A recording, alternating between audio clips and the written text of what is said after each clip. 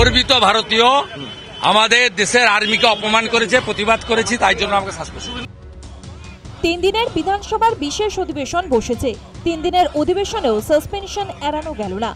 এর আগেও একাধিকবার সাসপেনশনের মুখে পড়তে হয়েছে শুভেন্দু অধিকারীকে।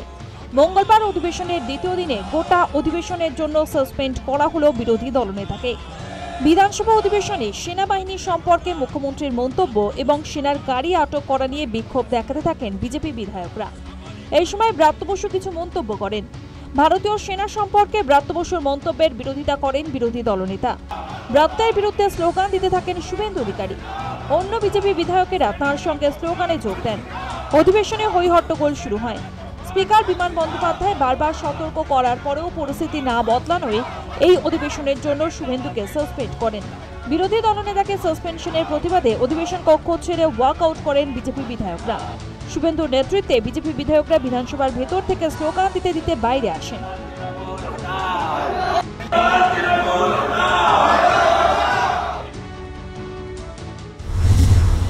আর্মির মেয়র রোডের অবৈধ স্ট্রাকচার ভাঙাকে কেন্দ্র করে যেভাবে আর্মিকে অপমান করেছেন এবং পাকিস্তানের 71 সালের যে অ্যাকশন তার সঙ্গে কম্পেয়ার করেছেন, দুটো একসঙ্গে করা যায় না। গর্বিত ভারতীয় সেনার জন্য আজকে সাসপেন্ড করেছে।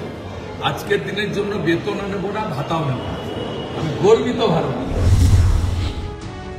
বিধানসভার ভেতরে শুভেন্দু অধিকারী এবং বিজেপি বিধায়কদের আচরণের সমালোচনা করেন পরিষদীয় মন্ত্রী। খবর হওয়ার জন্য যেভাবে আচরণ করেন বিরোধী দলের খুব একটা ডিগনিফাইড পোস্ট। প্রত্যেকটা দিনই দেখি কোনো না কোনো ভাবে একটা গন্ডগোল পাকিয়ে ওয়াকআউট করা হচ্ছে। ওর সব স্পিকার নর্মালি বসে কথা বলে, কিন্তু কখন সে দাঁড়িয়ে কথা বলবে তখন হাউসে কেউ দাঁড়িয়ে থাকতে পারবে না। জেনেও তিনি যেভাবে করছিলেন আচরণ, তার জন্য সাসপেন্ড হয়েছে।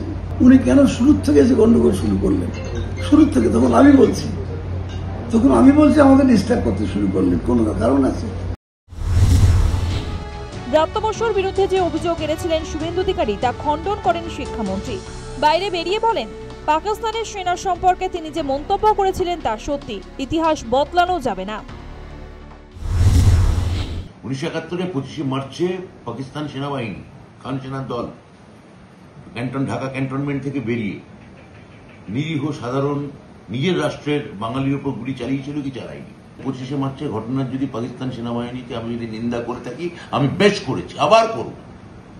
পাকিস্তানি সেনাবাহিনী সেদিন যেটা চালিয়েছিল একটা বর্বর অমানসিক ঘটনা। পাকিস্তান সেনাবাহিনীর সঙ্গে উনি যদি ভারতীয় সেনাবাহিনীকে একাকার করে দিতে চান, তাহলে উনি হয়তো ডোনাল্ড ট্রাম্প। শুভেন্দু অধিকারী সহ 13 জন বিজেপি বিধায়কের বিরুদ্ধে বিধানসভায় সম্পত্তি নষ্ট সহ বেশ কিছু অভিযোগ আনা হয়েছিল। মঙ্গলবার তাঁদের বিরুদ্ধে আনা অভিযোগ নিষ্পত্তি করে দিলেন বিধানসভার অধ্যক্ষ বিমান বন্দ্যোপাধ্যায়। তিনি নির্দেশ দেন, কোনো কঠিন শাস্তি নয়, বরং আগামী বিধানসভায় যাতে বিরোধী দলনেতা সহ বিজেপি বিধায়করা এমন কোনো আচরণ না করেন যাতে বিধানসভার গরিমা নষ্ট হয়। ঘটনাচক্রে অধ্যক্ষ যেদিন এই নিদান দিলেন সেদিনে সাসপেন্ড হতে হলো বিরোধী দলনেতাকে। এদিন শুভেন্দু অধিকারী বেরোনোর সময় বিধানসভার বাইরে বিক্ষোভ দেখায় পশ্চিমবঙ্গ প্রদেশ কংগ্রেস। কংগ্রেস দপ্তর বিধান ভবনে ভাঙচুরের প্রতিবাদ এবং রাকেশ সিংকে গ্রেফতারের প্রতিবাদে প্রদেশ কংগ্রেসের এই বিক্ষোভ।